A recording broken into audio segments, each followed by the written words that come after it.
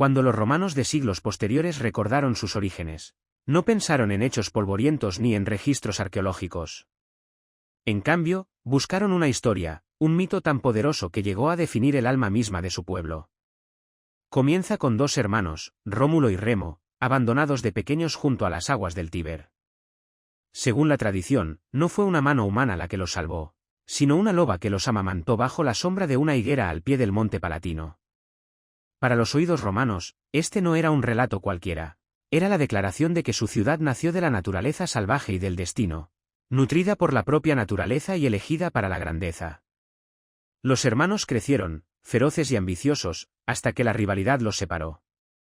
Cuando llegó el momento de fundar una ciudad, su disputa se tornó fatal.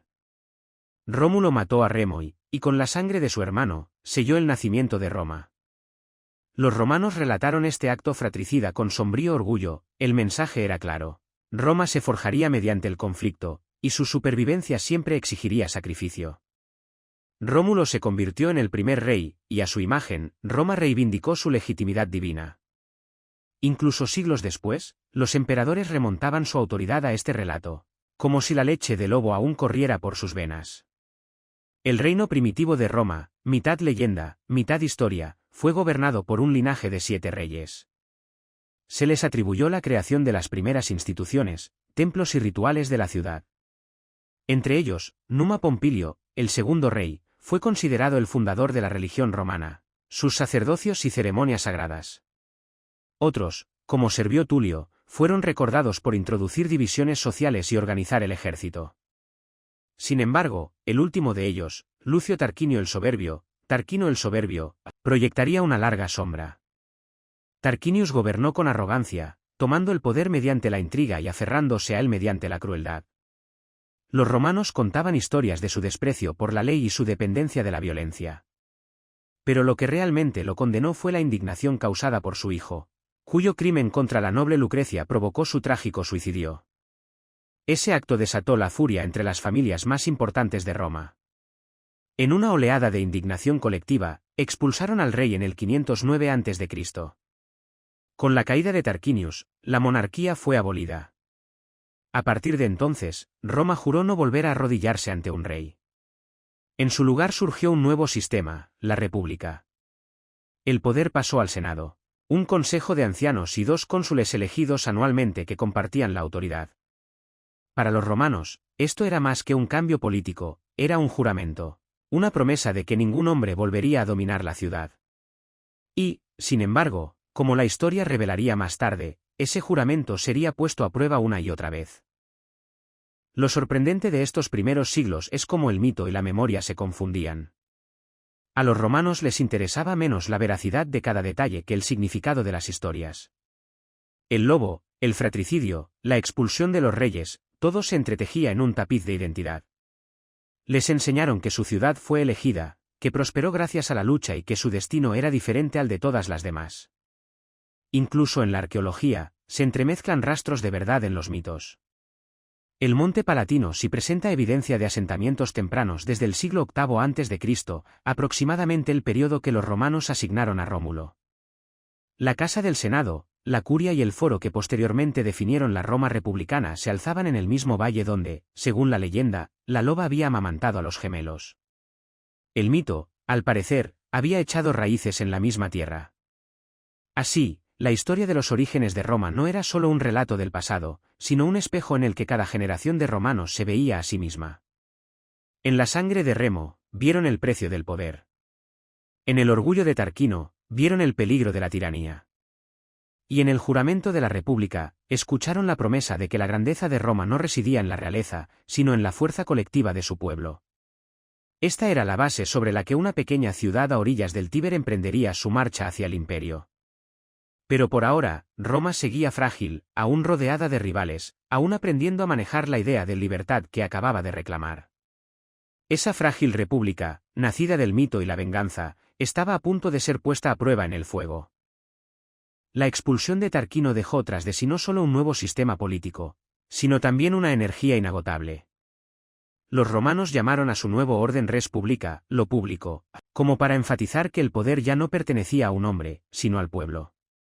En realidad, la república estaba gobernada por la élite patricia, las antiguas familias que ocupaban las filas del Senado. Sin embargo, la idea misma de que las leyes y los magistrados estaban por encima de la voluntad de un solo hombre, se convertiría en la piedra angular de la identidad de Roma. En sus primeros años, esta república no fue una democracia serena. Fue un campo de batalla, a veces contra enemigos extramuros, a veces internos. Los vecinos de la ciudad, los etruscos, los latinos, los sabinos, pusieron a prueba la determinación de Roma. El joven estado luchó, negoció y absorbió, expandiéndose constantemente por el centro de Italia.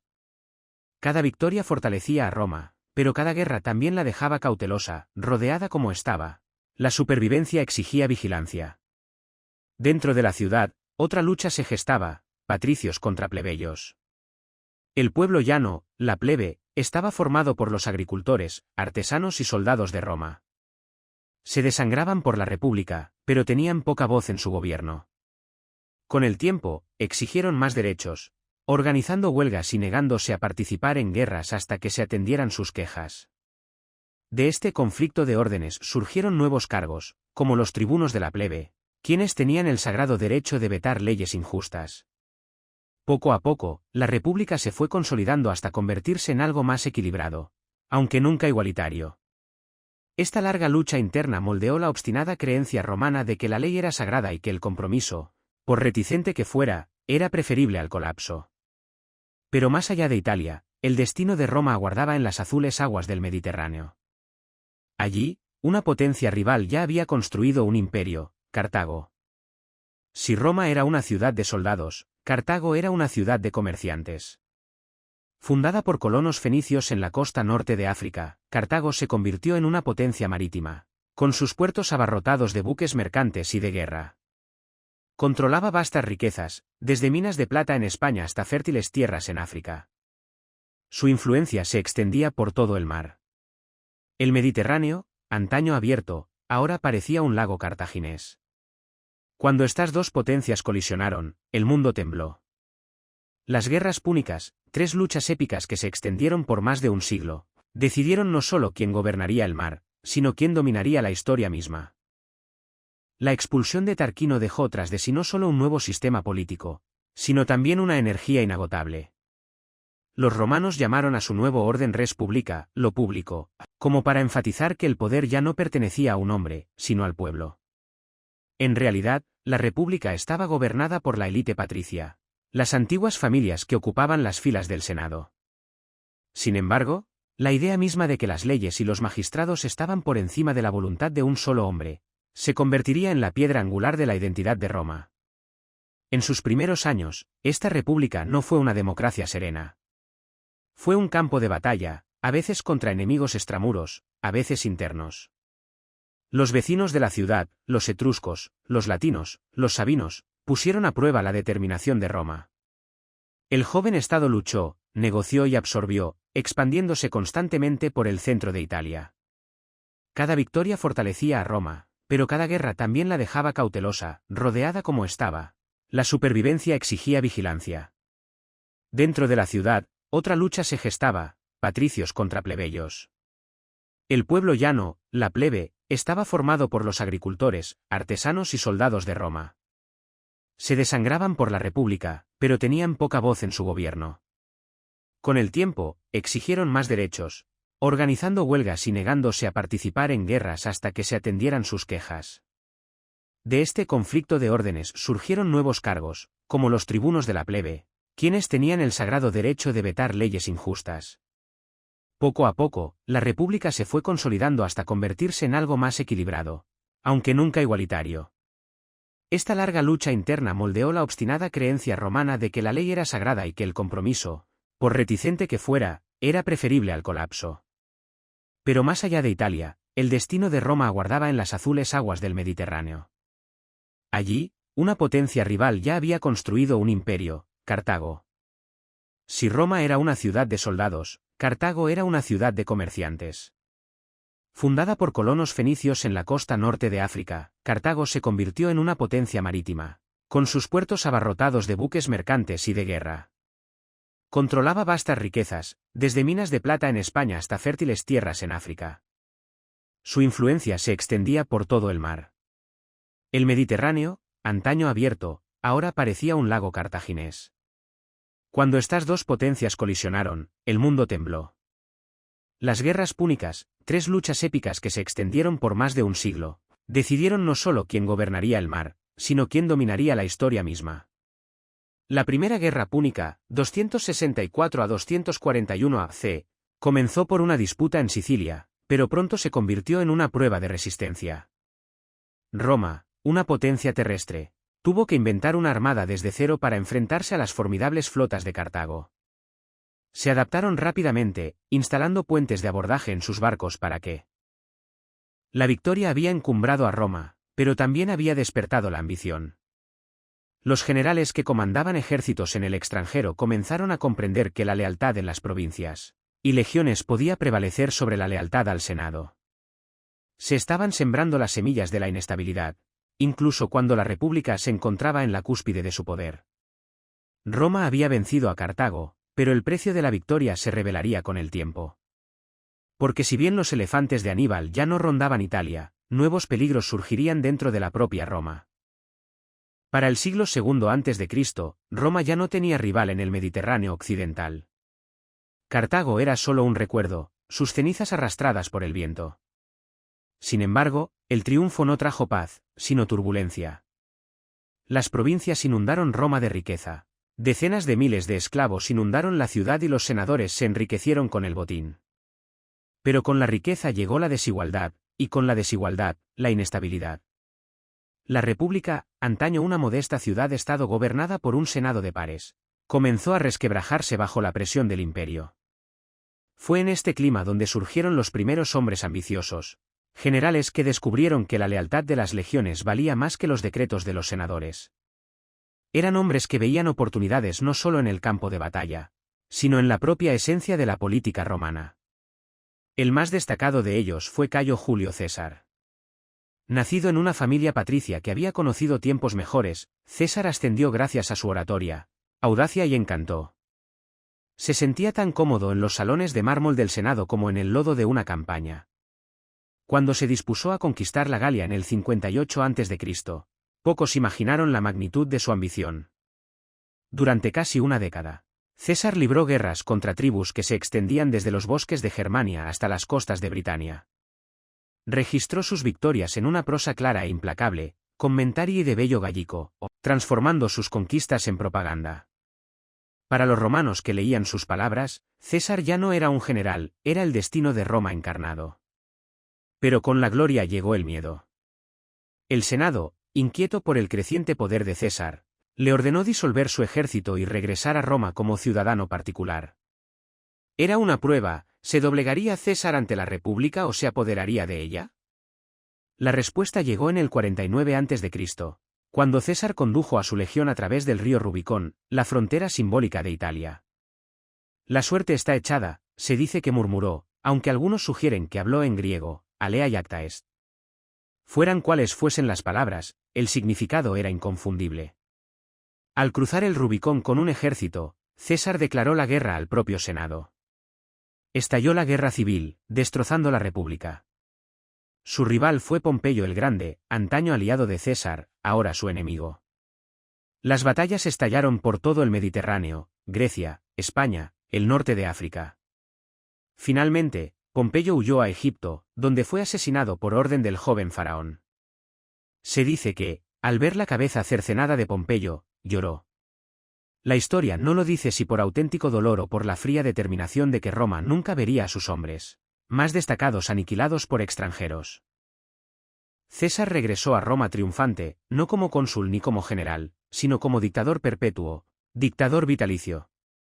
El Senado seguía reuniéndose, se aprobaban leyes, pero todos sabían dónde residía realmente el poder. Para algunos, César era el salvador de Roma, un hombre capaz de poner fin al caos de la guerra civil. Para otros, era un tirano en todo menos en el nombre, justo lo que sus antepasados habían jurado no volver a soportar. En los idus de marzo del 44 a.C., ese miedo se endureció. Un grupo de senadores, que se hacían llamar liberatores, abatió a César bajo el pórtico del teatro de Pompeyo. imaginaban que con matar a un solo hombre podrían restaurar la república. Pero en realidad, solo habían abierto las puertas a un mayor derramamiento de sangre.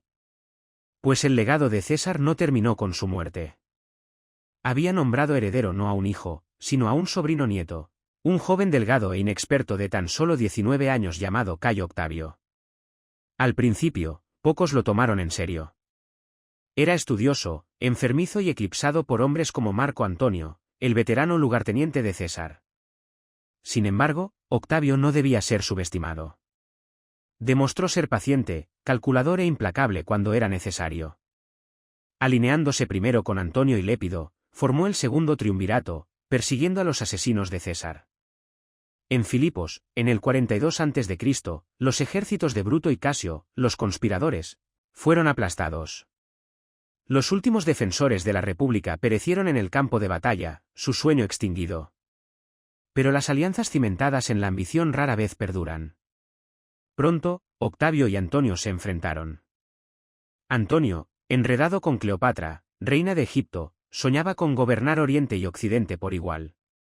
Para los romanos, su alianza con un monarca extranjero olía a traición. Octavio aprovechó la oportunidad, presentándose como el defensor de Roma contra la decadencia oriental. El enfrentamiento final llegó en la batalla de Actium en el 31 a.C., una lucha naval que decidió el destino del Mediterráneo. Antonio y Cleopatra huyeron derrotados, sus esperanzas se derrumbaron en las arenas egipcias. En menos de un año, ambos estaban muertos, sus suicidios sellaron la victoria de Octavio. Cuando regresó a Roma, Octavio ostentaba más poder que cualquier otro hombre en la historia. Y, sin embargo, fue cauteloso. El recuerdo de la República aún perduraba, frágil pero peligroso. Así que Octavio montó una farsa, fingió restaurar la República, devolviendo poderes al Senado. A cambio, el Senado le otorgó nuevos títulos: Augusto, Princeps, Imperator. Para el pueblo, Roma seguía siendo una república. En realidad, Augusto se había convertido en su primer emperador. Así, en el 27 a.C., amaneció una nueva era. La república había desaparecido, sus rituales se conservaban vacíos y ecos. El imperio había comenzado. Y con Augusto al mando, Roma estaba a punto de alcanzar cotas inimaginables. Augusto, el hombre que puso fin a las tormentas de la guerra civil, gobernó con una máscara. Exteriormente, era simplemente el princeps, el primer ciudadano, pero en realidad, comandaba los ejércitos, el tesoro y el propio Senado. Vistió su monarquía con ropajes republicanos, y el pueblo, cansado del derramamiento de sangre, aceptó la ilusión. A su muerte en el año 14 después de Cristo, tras más de 40 años en el poder, Roma se había transformado. La ciudad ya no era solo el corazón de Italia, sino el centro de un imperio mediterráneo. Pero Augusto dejó tras de sí más que monumentos y leyes. Dejó una dinastía. Sus sucesores elegidos, los Julio Claudios, gobernarían durante casi un siglo. Y durante sus reinados, Roma conocería tanto el esplendor como la oscuridad del poder absoluto. Tiberio, hijo adoptivo de Augusto, fue el primero en heredar el manto imperial. Severo, reservado y profundamente desconfiado, Tiberio nunca se ganó el cariño del pueblo. Se retiró cada vez más de la vida pública, refugiándose en la isla de Capri, donde los rumores lo pintaban como un ermitaño decadente.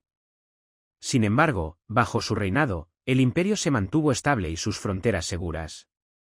Lo que le faltaba de carisma lo compensaba con cautela, una virtud, quizás, en un imperio donde la ambición siempre acechaba. Después de él llegó Calígula, recordado menos como emperador que como un loco. Sus primeros mandatos prometían, pero la enfermedad, o quizás la embriaguez del poder, desató la crueldad. Los escritores antiguos lo acusaron de extravagancia desmedida, de exigir adoración como un dios viviente y de humillar al Senado con órdenes absurdas. Sea cierta la historia o exagerada por historiadores hostiles, el reinado de Calígula fue breve y terminó violentamente. En el año 41 después de Cristo, unos asesinos lo abatieron, demostrando que ni siquiera los emperadores eran invulnerables. Su tío, Claudio, lo siguió. Tímido, estudioso y objeto de burla por su cojera y tartamudez, Claudio sorprendió a todos. Demostró ser un administrador hábil, extendiendo la ciudadanía, reformando la burocracia y lanzando una de las conquistas más audaces de Roma, La invasión de Britania en el año 43 después de Cristo. El hombre que muchos habían tachado de insensato le dio a Roma nuevas provincias y un nuevo orgullo. Pero ni siquiera él estaba exento de intrigas. Antiguos rumores afirmaban que murió envenenado, quizás a manos de su ambiciosa esposa, Agripina. Con la muerte de Claudio, Agripina logró que su joven hijo ascendiera al trono, Nerón. Con apenas 17 años, el nuevo emperador carecía de experiencia, pero bajo la guía de tutores como el filósofo Séneca, sus primeros años prometieron moderación. Roma anhelaba estabilidad. Sin embargo, a medida que Nerón ascendía al poder, surgieron rasgos más oscuros. Nerón no se consideraba un gobernante, sino un artista. Adoraba la música, el teatro y el espectáculo. Actuaba ante grandes multitudes, escandalizando a la élite que creía que los emperadores debían comandar legiones, no liras. Pero los plebeyos lo adoraban. Pan y juegos, festivales y carreras, Nerón brindó al pueblo entretenimiento en abundancia. Entonces llegó el fuego. En el año 64 d.C., las llamas arrasaron Roma, consumiendo distritos durante días. Los relatos antiguos afirman que Nerón tocaba el violín mientras Roma ardía, aunque en ese momento no existía ningún violín. En realidad, Nerón probablemente se encontraba en su palacio de Antium cuando comenzó el incendio, y algunas fuentes dicen que organizó las labores de socorro. Pero en la mente de los romanos, la sospecha se aferraba a él. Después de todo, de las cenizas se alzaba un gran palacio nuevo, la Domus Aurea, resplandeciente con pan de oro y fuentes. Para muchos, parecía que Nerón había usado las ruinas de la ciudad para construir su sueño.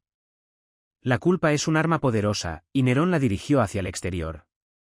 Acusó de incendio provocado a una pequeña e impopular secta, los seguidores de Cristo. Así comenzó una de las primeras grandes persecuciones de cristianos en Roma, con ejecuciones llevadas a cabo en espectáculos grotescos. Algunos fueron crucificados, otros descuartizados por bestias, otros incendiados para iluminar los jardines de Nerón por la noche. En ese momento, la crueldad del emperador se hizo infame, grabada en la memoria tanto como el propio incendio. La paranoia de Nerón se agudizó. Ordenó la muerte de senadores, rivales, incluso de su propia madre, Agripina. De adorado, se convirtió en temido. De temido, se convirtió en despreciado. Estallaron revueltas en las provincias, las legiones ya no coreaban su nombre. En el año 68 después de Cristo, abandonado y declarado enemigo del Estado, Nerón huyó de la ciudad. Cuando los soldados se acercaron, se quitó la vida, lamentándose, ¿qué artista muere en mí? Con su muerte, terminó la dinastía Julio-Claudia. Roma había visto a su primera dinastía ascender y caer en menos de un siglo. Desde el cuidadoso equilibrio de Augusto hasta la tiranía teatral de Nerón, el imperio había aprendido una verdad aleccionadora: los emperadores podían traer gloria, pero también ruina. El escenario estaba preparado para otra lucha, pues sin un heredero claro, Roma estaba a punto de hundirse en el caos una vez más. El suicidio de Nerón dejó a Roma sin emperador y sin plan. La línea Julio-Claudia había terminado en sangre y desesperación, y por primera vez, ningún heredero estaba dispuesto a reclamar la púrpura. El resultado fue el caos. En el año 69 después de Cristo, 4 hombres, Galba, Otón, Vitelio y, finalmente, Vespasiano, se apoderaron del trono en rápida sucesión. Era el Annus Horribilis de Roma, el año de los 4 emperadores. La guerra civil rugía, legiones luchaban contra legiones, y la ciudad misma parecía a punto de desmoronarse. En medio de esta turbulencia, la estabilidad llegó de una fuente inesperada: Vespasiano, un soldado de humilde origen italiano. Práctico, sensato y curtido en campañas en Judea, restableció el orden con la autoridad serena de quien se había ganado el poder en lugar de heredarlo. Su reinado marcó el inicio de la dinastía Flavia, y con ella, el retorno a la disciplina. Vespasiano y sus hijos, Tito y Domiciano, se centraron en reconstruir no solo las calles de Roma, sino también la confianza de la ciudad. De las cenizas del gran incendio de Nerón, erigieron monumentos que representaban la resistencia y la resiliencia. El más famoso fue el Anfiteatro Flavio, más conocido hoy como el Coliseo. Construido donde una vez resplandeció el lago privado de Nerón, fue un acto simbólico deliberado: tierras que un emperador decadente había acaparado, devueltas al pueblo. Dentro de sus imponentes arcos, decenas de miles se reunieron para observar gladiadores, fieras y escenificar batallas navales. La sangre y el espectáculo cimentaron la lealtad. Tito, recordado con un cariño excepcional, gobernó brevemente, pero dejó huella. Completó el Coliseo y supervisó las labores de socorro tras la erupción del Vesubio en el año 79. Después de Cristo, cuando Pompeya y Herculano quedaron sepultadas bajo ceniza y piedra. Su repentina muerte dejó al mando a su hermano Domiciano, un hombre cuya desconfianza y autocracia le granjearon odio. Cuando Domiciano fue asesinado en el año 96 después de Cristo, el Senado respiró aliviado y Roma se preparó para una nueva dinastía. Lo que siguió fue una era que posteriormente se denominaría la Edad de Oro del Imperio. Desde Nerva hasta Marco Aurelio, los emperadores antoninos presidieron lo que los historiadores describen como Roma en su apogeo. La riqueza fluía a la capital, las carreteras se extendían por los continentes y las ciudades relucían con mármol. Entre ellos, un emperador destacaba, Trajano. Nacido no en Italia, sino en Hispania, fue el primer provincial en vestir la púrpura, prueba de que el Imperio romano se había vuelto más grande que la propia Roma. Bajo el reinado de Trajano, el imperio alcanzó su máxima extensión. Sus campañas en Dacia, la actual Rumanía, aportaron una inmensa riqueza, grabada para siempre en los relieves en espiral de la columna de Trajano, que aún se alza imponente en el corazón de Roma. Su gobierno combinó la conquista con la generosidad, vastas obras públicas, nuevos foros, puentes y acueductos. Para su pueblo, era recordado simplemente como Optimus Princeps, el mejor gobernante. Adriano, su sucesor e hijo adoptivo, veía las cosas de otra manera. En lugar de expandir las fronteras de Roma indefinidamente, las consolidó. En el brumoso norte de Britania, ordenó la construcción de una enorme barrera de piedra, el Muro de Adriano, para marcar el límite del imperio. Su reinado fue una época de consolidación, florecimiento cultural y viajes.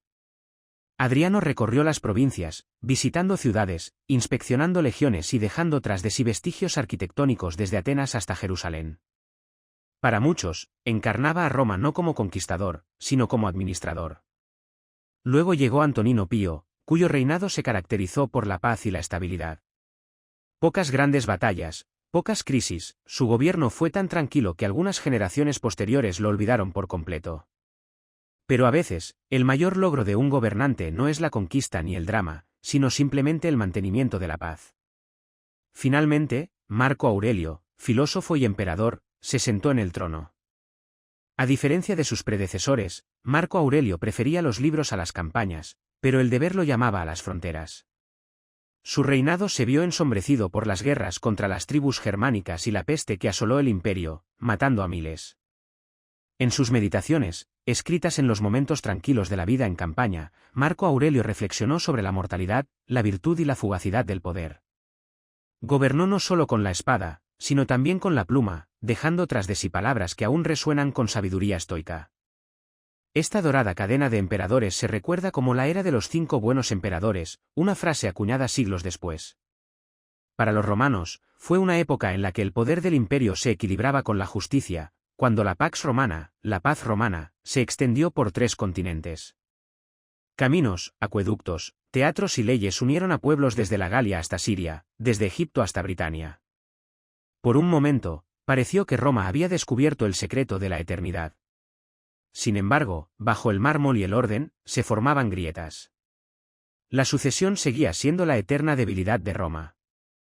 Marco Aurelio, a diferencia de sus predecesores, no adoptó un heredero digno. En cambio, legó el imperio a su hijo, Cómodo, una decisión que desbarataría el delicado equilibrio de un siglo. Cuando Marco Aurelio murió en el año 180 después de Cristo, la época dorada de los antoninos terminó con él. Su hijo, Cómodo, heredó no solo el trono, sino también el peso del destino de Roma. Sin embargo, Cómodo no era un rey filósofo. Vanidoso, errático y embriagado de poder, prefería la arena al Senado, presentándose como Hércules renacido y luchando contra gladiadores para diversión del público. Para algunos, era un espectáculo, para otros, una desgracia. Su asesinato en el año 192 después de Cristo desató nuevos disturbios y el imperio se encontró de nuevo a la deriva. El siglo siguiente, recordado como la crisis del siglo III, casi destruyó Roma. Entre el 235 y el 284 después de Cristo, No menos de 20 emperadores gobernaron oficialmente, y docenas más reclamaron el título brevemente antes de ser abatidos por rivales o asesinados por sus propias tropas. Pocos murieron en paz. El trono se había convertido en un premio reclamado por la legión más fuerte, en lugar de un símbolo de orden perdurable. La guerra civil desgarró el corazón de Roma, pero las presiones externas también aumentaron. Las tribus germánicas presionaron con más fuerza a lo largo del Rin y el Danubio, poniendo a prueba las debilitadas fronteras de Roma.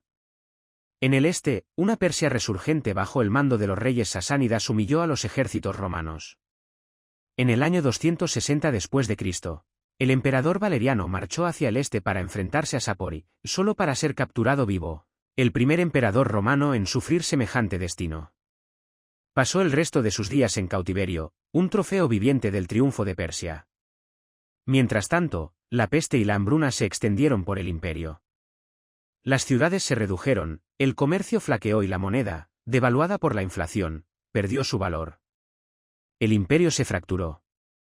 En el oeste, el llamado Imperio Galo se desintegró, abarcando la Galia, Britania y partes de España. En el este, la reina Zenobia de Palmira forjó un reino que se extendía desde Egipto hasta Siria, gobernando con una mezcla de desafío y elegancia.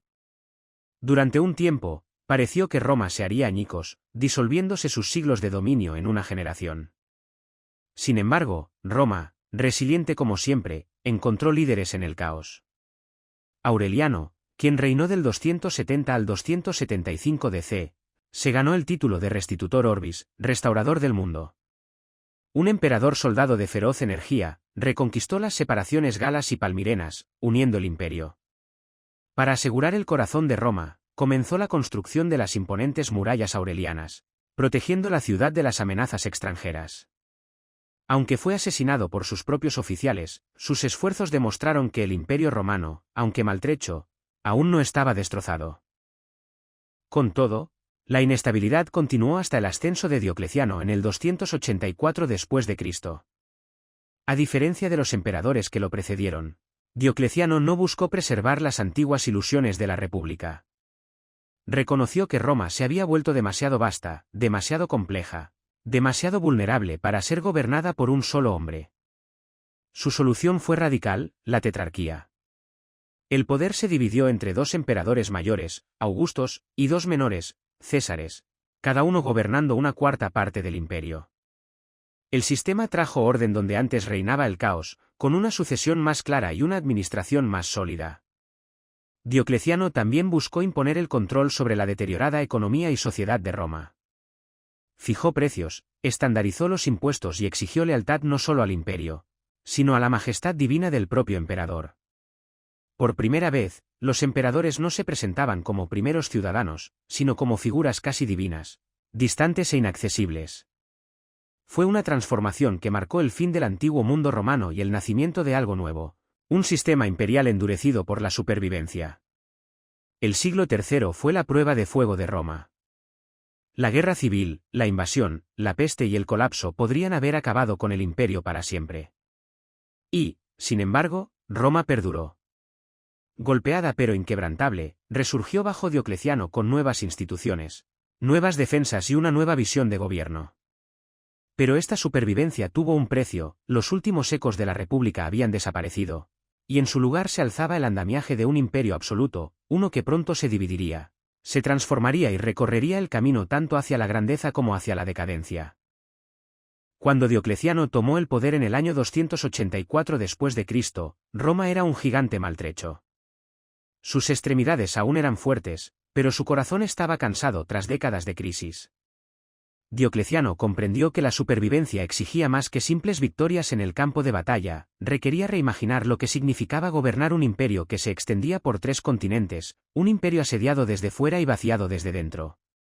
No era un emperador cualquiera. A diferencia de los patricios de antaño, Diocleciano provenía de orígenes humildes en los Balcanes. Su ascenso simbolizó una nueva era, donde la lealtad de los soldados prevalecía sobre el pedigrí de los aristócratas. Pragmático y austero, reconoció que Roma ya no podía ser gobernada por un solo hombre que corría de frontera en frontera. Por ello, introdujo una audaz innovación, la tetrarquía, el gobierno de 4. El imperio estaba dividido entre 2 emperadores mayores, conocidos como los Augustos, y 2 emperadores menores, los Césares. Cada hombre comandaba su propia porción del imperio, apostada más cerca de las fronteras conflictivas, donde su presencia era más necesaria. Esta división no pretendía fracturar a Roma, sino estabilizarla, asegurando una respuesta rápida a las crisis. Por primera vez, el poder no se concentraba en la ciudad eterna, sino que se extendía por nuevas capitales, Nicomedia al este, Mediolanum al norte de Italia, Treveris en la Galia y Sirmio cerca del Danubio. Roma, antaño el centro del mundo, comenzó su largo declive hacia la irrelevancia ceremonial. Diocleciano también transformó la imagen de los emperadores. Ya no serían primeros entre iguales, como Augusto había pretendido siglos antes.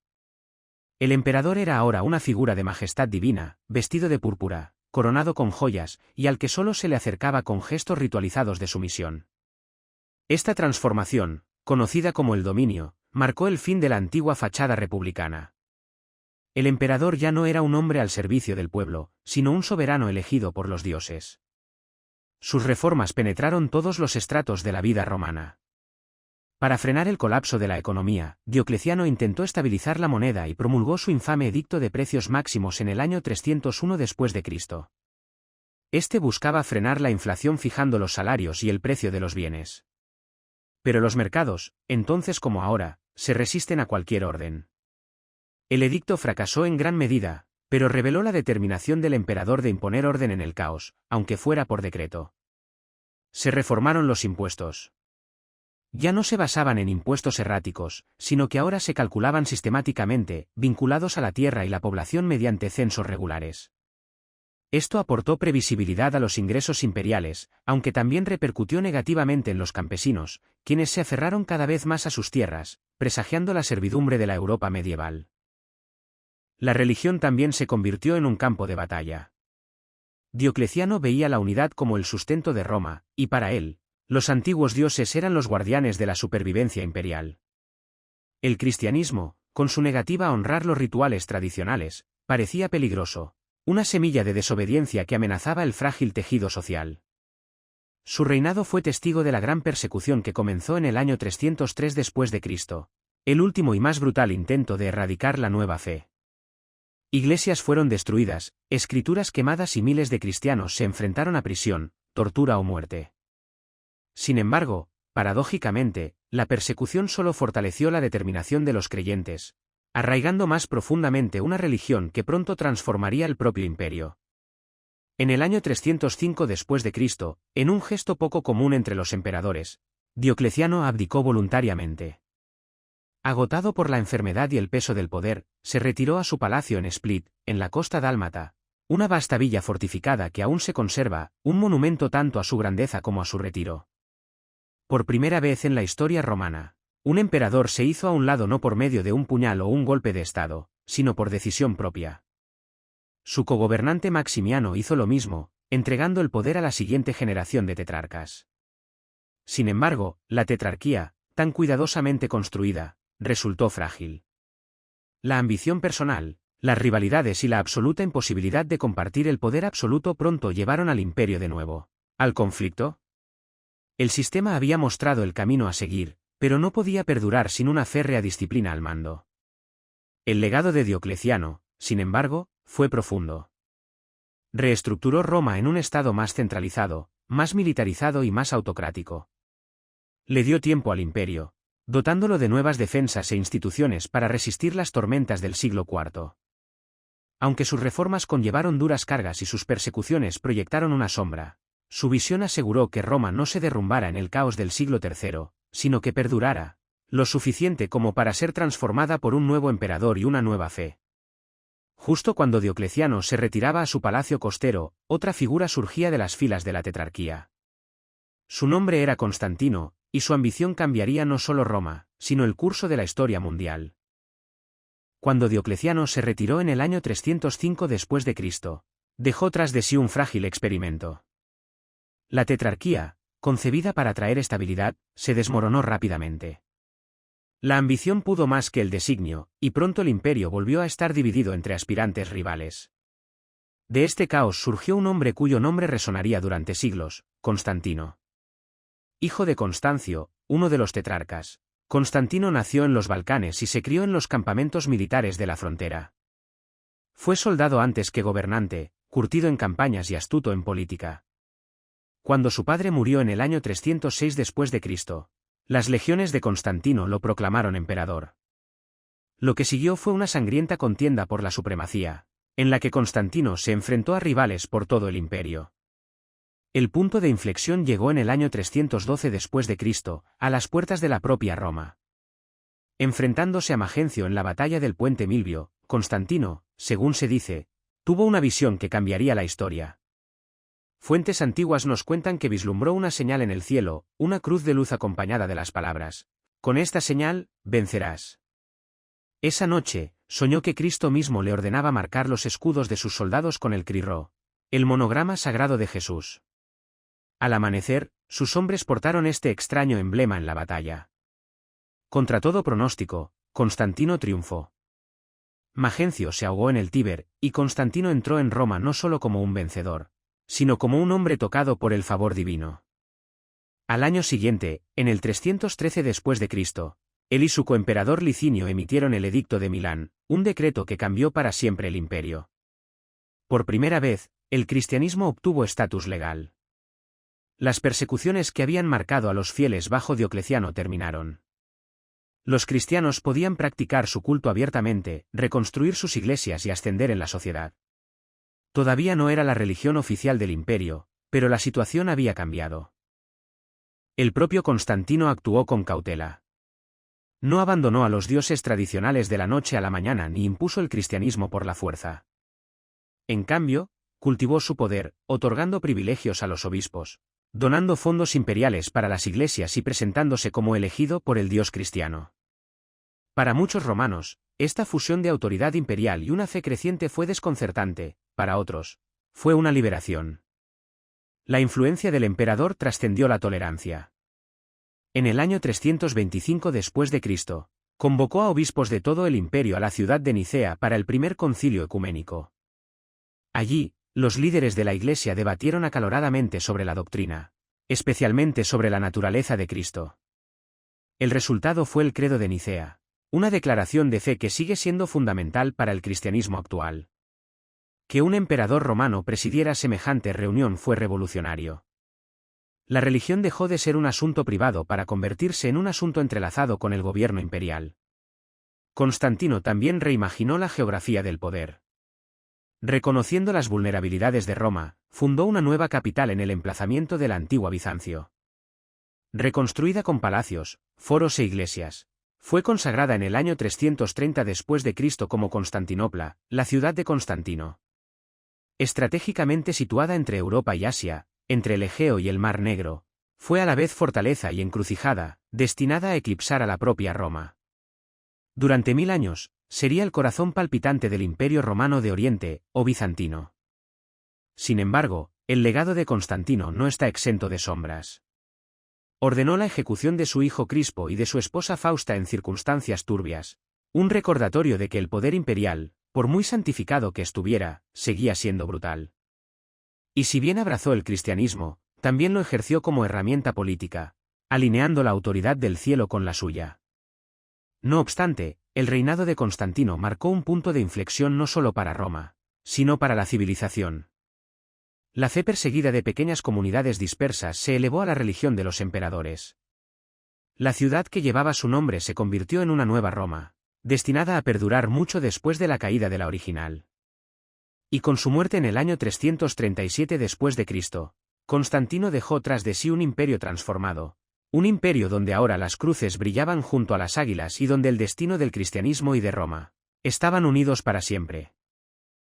Cuando Constantino murió en el 337 después de Cristo, sus herederos se dividieron el imperio.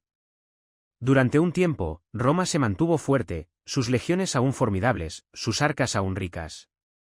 Pero bajo la superficie, las fracturas se profundizaron. El imperio, que había soportado siglos de tormentas, comenzaba a debilitarse bajo el peso de su propia inmensidad. El siglo IV trajo consigo un cambio radical. El cristianismo, antaño perseguido, se convirtió en el pilar moral del imperio. En el 380 después de Cristo, bajo el emperador Teodosio, fue declarado religión oficial del Estado. Los antiguos templos de Júpiter y Marte quedaron en silencio, sus rituales se desvanecieron en el recuerdo. Los dioses que habían custodiado Roma desde su nacimiento fueron reemplazados por la cruz. Sin embargo, esta unidad de fe no trajo consigo la unidad de gobierno. A la muerte de Teodosio en el 395 después de Cristo, el imperio quedó dividido permanentemente entre sus dos hijos. Arcadio heredó Oriente, gobernando desde Constantinopla, mientras que Honorio gobernó Occidente desde Rávena. Esta división, antaño temporal bajo la tetrarquía de Diocleciano, era ahora irreversible. El imperio de Oriente, más rico y mejor defendido, perduraría.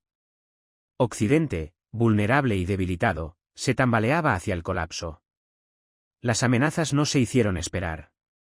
Más allá del Rin y el Danubio, vastas migraciones de pueblos presionaron contra las fronteras de Roma.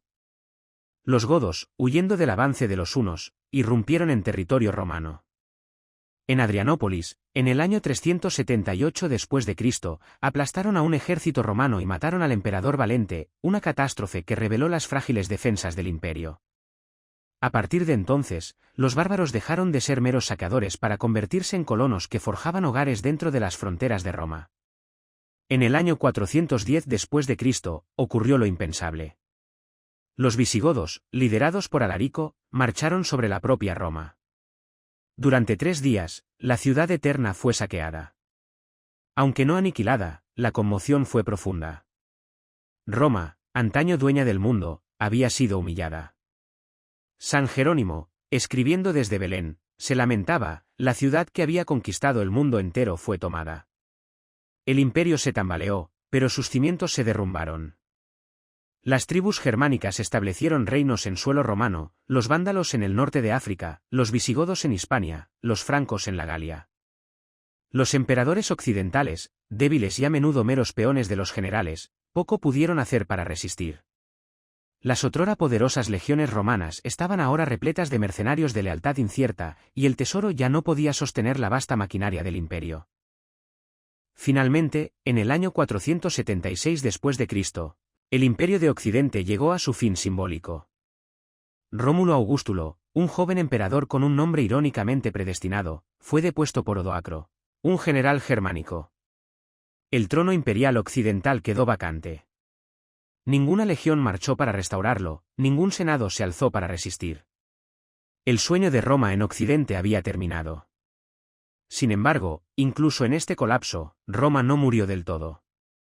El Senado romano perduró en la ceremonia. El derecho y la administración romanos perduraron en los reinos que reemplazaron al imperio.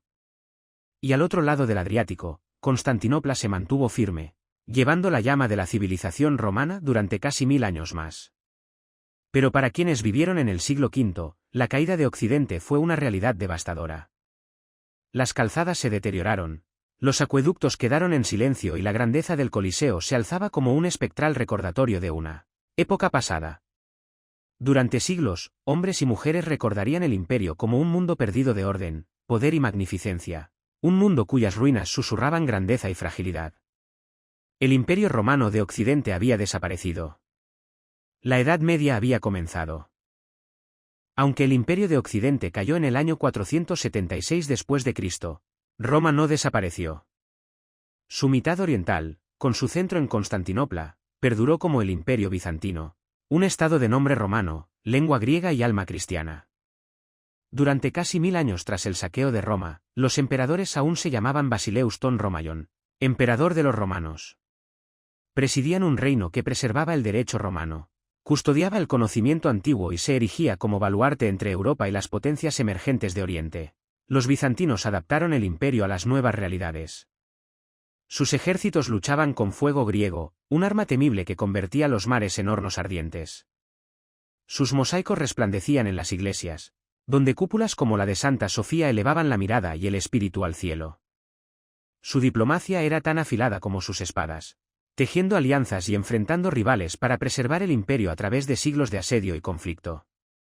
Sin embargo, ni siquiera Bizancio fue eterno. En 1453, tras meses de desesperada defensa, las murallas de Constantinopla finalmente cayeron ante los otomanos. El último emperador, Constantino XI, murió luchando en la brecha, y su corona se perdió entre los escombros. Con él, pereció el último heredero vivo de los Césares, y se cerró el capítulo final del Imperio romano. De Rómulo a Constantino, de Augusto a Bizancio, el imperio había perdurado durante casi 2 milenios, más que cualquier otro en la historia europea. Y, sin embargo, Roma nunca desapareció del todo. Su legado corre como un río subterráneo bajo los cimientos de nuestro mundo. El derecho romano sigue siendo la columna vertebral de los sistemas jurídicos modernos. Sus principios configuran la justicia en todos los continentes. Las calzadas romanas, rectas y perdurables, se convirtieron en el esqueleto del comercio y los viajes de Europa. Las lenguas romanas, el latín y sus derivados, las lenguas romances, aún transmiten la voz del imperio en cada palabra hablada en español, francés, italiano, portugués y rumano. Incluso los símbolos del poder romano resuenan en las naciones modernas. El águila, que antaño ondeaba en los estandartes de las legiones, se convirtió en el emblema de imperios desde el Sacro Imperio Romano Germánico hasta el americano. La idea del Senado, de las repúblicas, de una identidad cívica compartida, proviene de las instituciones romanas. En cada parlamento, cada tribunal, cada arco de piedra o cúpula de hormigón, Roma aún nos susurra. Pero quizás el mayor legado de Roma no resida en lo que construyó, sino en lo que soñó. La Pax Romana, una visión de paz bajo la ley, de pueblos diversos unidos bajo un mismo gobierno, sigue siendo a la vez una inspiración y una advertencia. Porque Roma nos enseña que la grandeza es frágil. Que el poder, por inmenso que sea, es mortal. Que los imperios se alzan no solo sobre ejércitos, sino sobre la confianza, la justicia y la fe compartida, y caen cuando esos vínculos se rompen. Desde las gemelas amamantadas por lobos en el Monte Palatino hasta las relucientes torres de Constantinopla, la historia de Roma no es simplemente historia antigua. Es la historia de nosotros, nuestras leyes, nuestros idiomas, nuestras ciudades, nuestra imaginación de lo que puede ser la civilización. Puede que el imperio haya desaparecido, pero Roma perdura, en piedra, en palabras y en el incansable deseo humano de construir algo que perdure para siempre.